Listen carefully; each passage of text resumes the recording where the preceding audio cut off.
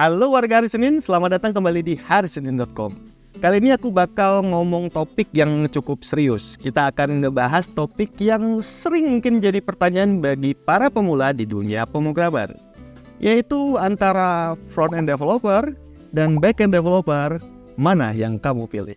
Biar nggak bingung, aku akan bantu kalian untuk memahami perbedaan antara keduanya serta kelebihan dan kekurangan masing-masing. Jadi jika kalian tertarik untuk menjadi seorang programmer, video ini cocok banget untuk kalian. Langsung aja mari kita mulai. Front-end development dan back-end development merupakan dua pilar yang penting dalam dunia pengembangan web. Jadi apa sih sebenarnya perbedaan di antara keduanya? Oke, yang pertama itu adalah seorang front-end developer adalah bagian dari pengembangan yang berkaitan dengan tampilan dan interaksi langsung dengan user.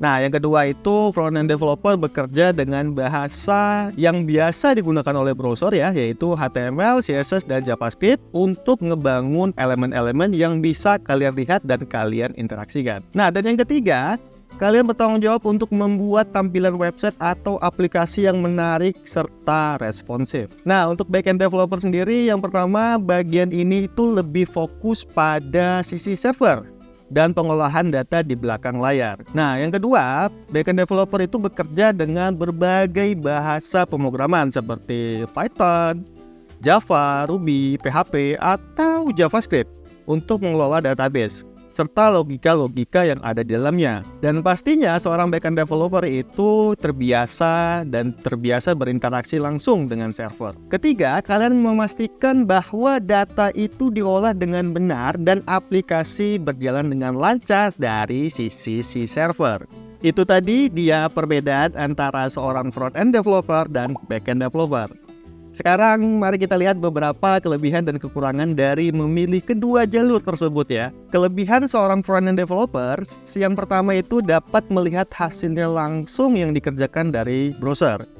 Kemudian yang kedua itu kreativitas terlibat dalam merancang interface pengguna yang cukup menarik.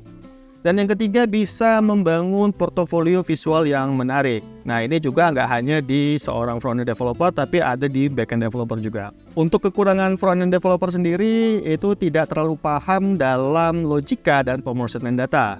Nah, dan yang kedua, perubahan teknologi yang cepat memerlukan pembelajaran yang berkelanjutan bagi mereka. Itu tadi adalah kelebihan dan kekurangan seorang front-end developer. Nah, sekarang mari kita lihat kelebihan dan kekurangan dari seorang back-end developer. Kelebihan back-end developer terlibat dalam pengolahan data kompleks dan logika bisnis.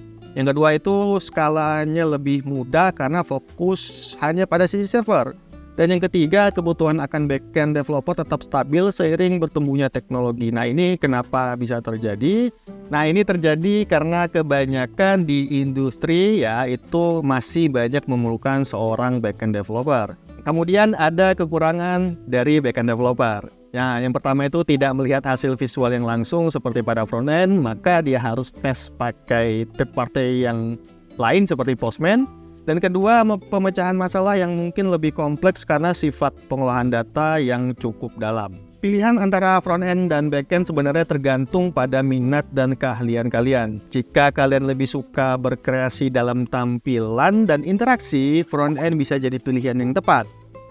Namun jika kalian lebih tertarik pada logika bisnis dan pengolahan data, backend menjadi lebih yang sesuai. Nah, tadi aku harap video ini membantu kalian memahami perbedaan antara front-end developer dan back-end developer. Nah, ingatlah bahwa pilihan kalian seharusnya menjadi minat dan keahlian kalian. Tak perlu khawatir jika kalian belum memutuskan karena seringkali developer mengembangkan keterampilan di kedua bidangnya. Terima kasih telah menonton video ini. Jika kalian punya pertanyaan lebih lanjut atau ingin berbagi pengalaman, jangan ragu untuk tinggalkan komentar di bawah ini. Dan sampai jumpa di video berikutnya.